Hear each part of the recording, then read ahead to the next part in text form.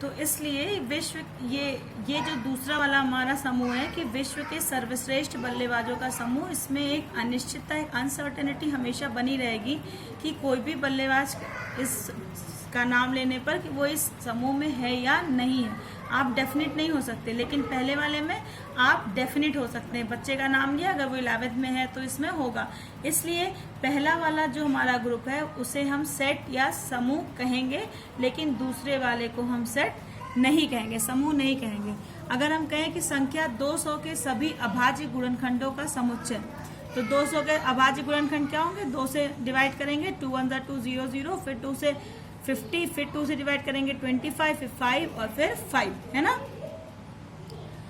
तो इसमें अगर संख्या 2 या 5 है तो वो 200 का अभाज्य गुणनखंड है, अगर नहीं है तो नहीं है। अगर कोई तीसरा नंबर है तो अगर आपसे कोई पूछे कि क्या 10 इस समूह में है, 10 नंबर इस समूह में है, तो आप कहेंगे डेफिनेटली नहीं है। क्यों? क्योंकि 10 जो है वो 200 का गुणनखंड तो है, फैक्टर तो है, लेकिन वो प्राइम नहीं है, वो अभाज्य नहीं है, इसलिए वो इस समूह में नहीं होगा।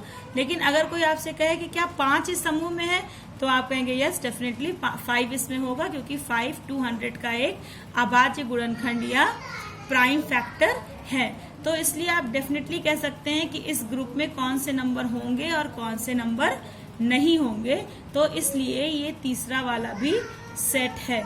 इस तरह से आपके एनसीईआरटी के बुक में सबसे पहली जो एक्सरसाइज है उसमें कई सारे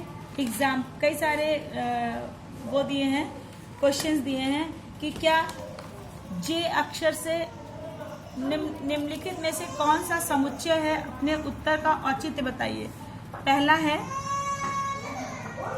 एक्सरसाइज 1.1 में पहला क्वेश्चन है कि जे अक्षर से प्रारंभ होने वाले वर्ष के सभी महीनों का संग्रह, से प्रारंभ होने वाले सभी महीनों के नाम, है ना। तो ये आप डेफिनेट है इसके लिए कि जे से शुरू होने वाला है, तो साल में कौन कौन से महीने जे से शुरू होता है? जनवरी जे से शुरू होता है, फरवरी मार्च अप्रैल नहीं होता, मई नहीं होता, फिर जून होता है, जुलाई होता है, फिर अगस्त सितंबर अक्टूबर नवंबर दिसंबर कोई भी नहीं होता, यानी सिर्फ 3 मंथ्स, जनवरी जून और जुलाई। अगर इन तीनों में से कोई मंथ है तो वो इस ग्रुप में होगा, और अगर नहीं है तो नहीं होगा। तो अब अगर आपसे कोई पूछे कि क्या दिसंबर इस ग्रुप में है, तो आप कहेंगे नहीं है, डेफिनेटली नहीं है। अगर कोई पूछे कि क्या जून इस ग्रुप में है, तो यस डेफिनेटली जून इस ग्रुप में होगा, क्योंकि ये जे से स्टार्ट होता है। तो इसका मतलब क्या हुआ कि ये ग्रुप आपका सुपरिभाषित है, and therefore it is a set. ये सेट है, ये समुच्चय है। अगला है भारत के 10 प्रतिभाशाली लेखक। भारत के 10 प्रतिभाशाली लेखक, ठीक है। अब भारत के 10 प्रतिभाशाली लेखक आप कैसे तय करेंगे? किसी को मुंशी प्रेमचंद बहुत अच्छे लगते होंगे, तो किसी को रविन्द्रनाथ टैगोर की कहानियां अच्छी लगती होंगी, पोएम्स अच्छे लगते होंगे। किसी को शायद शरद चंद्र की कहानियां ज़्यादा अच्छी लगती हों, या किसी को कोई दूसरा राइटर अच्छा लगता हो। तो अगर आप कोई भी 10 नाम लिख देते हैं तो उस नाम पर हमेशा एक कंट्रोवर्सी बनी रहेगी, एक अनिश्चितता बनी रहेगी। कोई कहेगा कि नहीं ये ग्रुप में होना चाहिए, कोई कहेगा इस ग्रुप में नहीं होना चाहिए। इसलिए ये समुच्चय नहीं है, ये समुच्चय नहीं है, क्योंकि जो ग्रुप है वो वेल डिफाइंड नहीं है। इस तरह से कई सारे क्वेश्चंस हैं जिनको कि आप चेक कर सकते हैं ऐसे ही अपनी रीजनिंग से कि क्या वो समुच्चय है या नहीं है।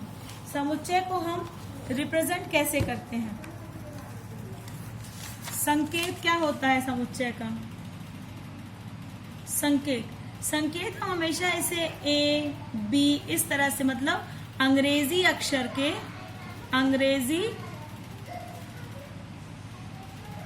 अंग्रेजी वर्णमाला, ठीक है, इससे रिप्रेजेंट करते हैं।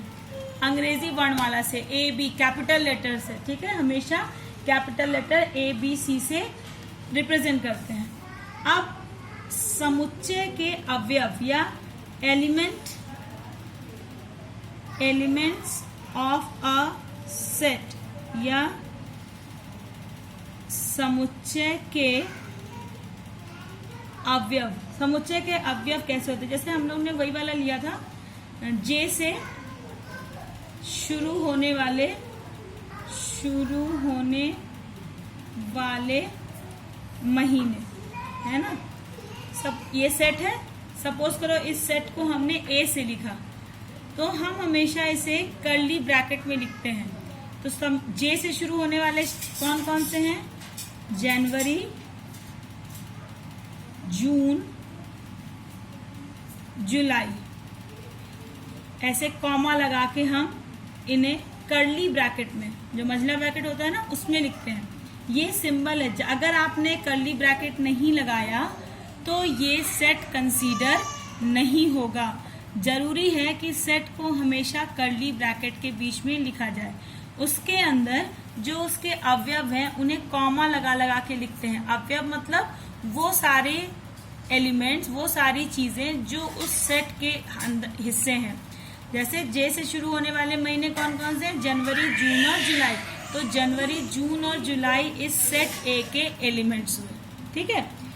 ये इसके अंदर कर्ली ब्रैकेट में लिखे जाएंगे। या जैसे कोई कहे कि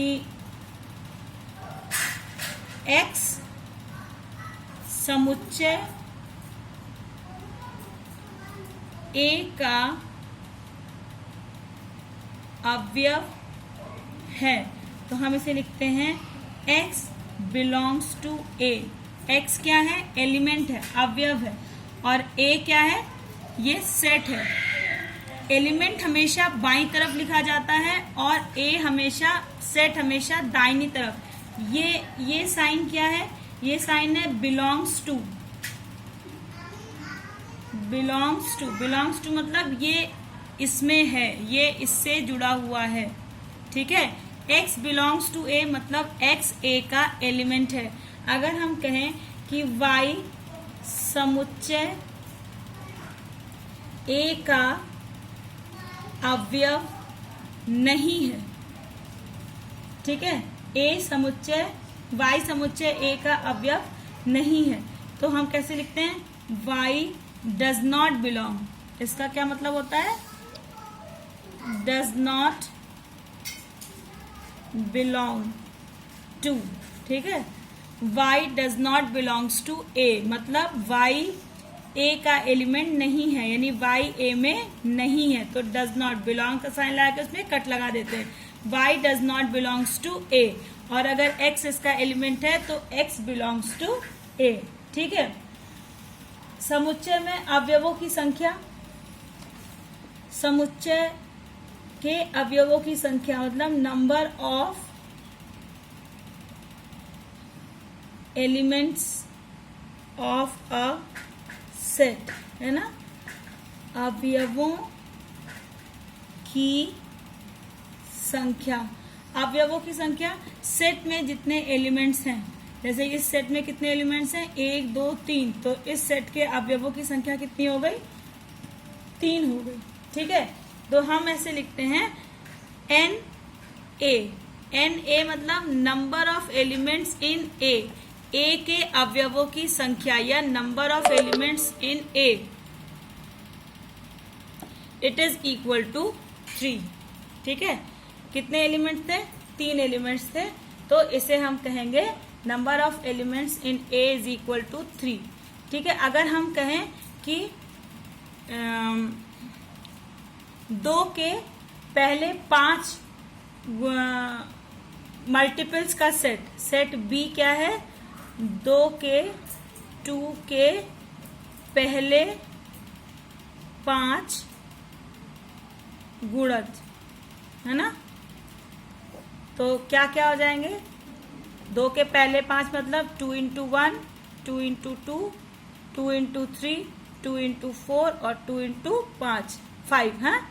ये पहले 5 मल्टीपल हो गए तो हो जाएगा 2, 2 2 ज़ा 4, 2 3 ज़ा 6, 2 4 ज़ा 8, 2 5 ज़ा 10।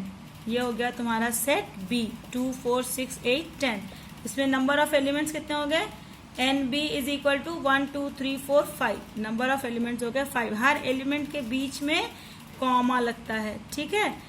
आप किसी भी नंबर को पहले, किसी भी नंबर को बाद में लिख सकते हैं। आप चाहे तो इसी सेट को 4 8 10 6 2 ऐसे भी रिप्रेजेंट कर सकते हैं। एलिमेंट्स के आगे पीछे होने से सेट पर कोई असर नहीं पड़ता है, ठीक है। तो इसे हम सेट्स को कैसे रिप्रेजेंट करते हैं? हम सेट्स को हमेशा कर्ली ब्रैकेट में रिप्रेजेंट करते हैं। इसके अंदर जो लिखा होता है उन्हें हम एलिमेंट्स कहते हैं और उन्हें हमेशा